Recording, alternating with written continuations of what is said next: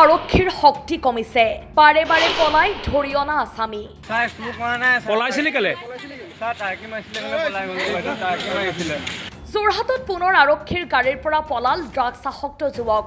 3 ঘণ্টাৰ পিছত ধৰিলে খেদি খেদি দুদিন পূৰ্বে যোৰহাট সদৰ থানাৰ পৰা এটি ড্ৰাগছ বিক্ৰেতাই পলায়ন কৰিছিল বুধবাৰে পুনৰ যোৰহাটৰ চিনামৰা আৰক্ষী আদালতত হাজিৰ কৰিবলৈ অনা সঞ্জু চেত্ৰী নামৰ এটা ড্ৰাগছ আসক্ত আৰক্ষীৰ গাড়ীৰ পৰাই পলায়ন কৰে লগে লগে হাহাকাৰ লাগে আৰক্ষীৰ মাজত প্ৰায় 3 ঘণ্টাৰ পিছত আৰক্ষীয়ে কোনো এক স্থানৰ পৰা খেদি খেদি ড্ৰাগছ আসক্ত যুৱকজনক ধৰিবলৈ সক্ষম হয় কি হৈছে কৈছে খেদি আহিলে এপিন্দি ওলাই গুচি গ'ল